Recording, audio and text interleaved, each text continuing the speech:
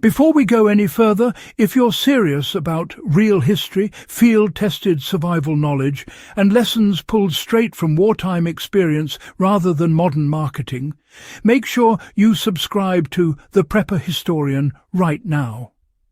This channel exists for people who want substance, not surface-level trivia. Most people assume warmth in World War II came down to heavy wool blankets, thick coats, and endless layers. That assumption is wrong, and honestly, it's one of the biggest misunderstandings about how soldiers actually survived brutal cold. The real breakthrough wasn't a blanket at all. It was a jacket system hack that trapped heat more efficiently than wool alone, worked in wet conditions, and allowed soldiers to keep moving without freezing. Once you understand how and why it worked, you'll never look at cold weather clothing the same way again. Why did World War II armies have to rethink warmth when wool failed in the field? Early in the war, armies leaned heavily on wool because it was traditional, fire-resistant, and, well, it retained some warmth even when damp. But wool had limits. In prolonged cold, especially when you throw in wind, sweat and snow, thick wool garments became heavy, slow to dry, and really energy-draining. Soldiers on sentry duty, armoured crews stuck sitting still for hours, and infantry digging in frozen ground needed something different. They needed insulation that worked with the human body, not against it.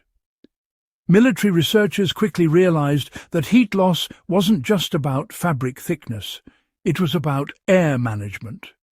Wool compressed under straps, packs, and body weight. Once compressed, its insulating value dropped sharply. What soldiers needed was a way to trap dead air consistently around the torso, even when moving or sitting. So, how did the layered jacket system quietly outperform blankets? The real hack was the shift toward layered, wind-resistant jackets with internal air pockets, rather than relying on external blankets. Jackets like the US Army's M1943 field jacket system, paired with pile liners or quilted liners, created a microclimate around the body. The outer shell blocked wind and moisture, while the liner trapped warm air generated by the body itself. Unlike blankets, these jackets worked while standing, marching, digging or riding in open vehicles. A blanket only insulates when wrapped tightly and kept dry.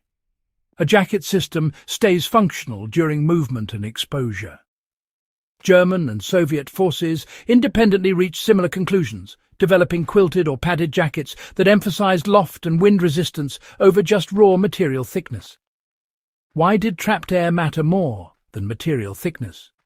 Air is the real insulator. World War II jacket designers learned that controlling airflow was more important than just adding weight. A thin liner that preserved loft inside a windproof shell consistently outperformed heavier wool coats in sub-zero conditions. Soldiers wearing these systems reported staying warmer with less bulk, especially when alternating between movement and stillness. That's why bomber crews, tank crews, and Arctic troops favored padded jackets over blankets. Once inside a vehicle or dug-in position, a jacket preserved heat without requiring constant adjustment. The body warmed the air inside the garment, and the shell prevented that heat from being stripped away by wind. Soldiers, often found ways to modify and improve these jackets right there in the field. Field improvisation? Well, it made these systems even more effective. Soldiers learned to vent layers during movement to avoid sweating, then seal them before stopping. Many stuffed newspaper, burlap, or spare cloth between liner and shell to increase trapped air when temperatures plunged. Others wore a thin cotton or silk layer underneath to reduce moisture buildup, preserving insulation longer. This wasn't theoretical. It was learned the hard way during Eastern Front winters, the Battle of the Bulge, and high-altitude campaigns in Italy. Survivability depended on understanding how clothing interacted with sweat, wind, and time. Now, how does this WWII jacket hack apply directly to modern preparedness? For modern preppers and cold-weather planners, the lesson is clear. Stop chasing thick, heavy outerwear and start thinking in systems. A lightweight, wind-proof shell combined with a removable insulating liner gives more flexibility than a single heavy coat. You can regulate temperature during activity and lock in warmth during rest without changing your entire setup. If you're building a cold-weather kit today, prioritize wind resistance first, loft second, and moisture control third. Even inexpensive quilted liners or fleece layers work better when paired with a tight weave shell. The principle hasn't changed since 1943. So, how do you recreate the WWII approach using modern gear? You don't need military surplus to apply this. Start with a durable outer jacket that blocks wind completely. Add an inner insulating layer that maintains loft when worn under pressure. Avoid stacking heavy layers that compress each other.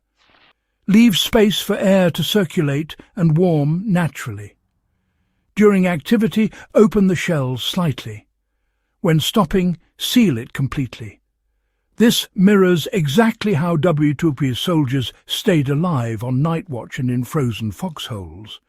The jacket wasn't just clothing, it was a portable shelter.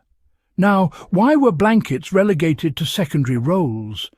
Blankets still mattered, but as static insulation.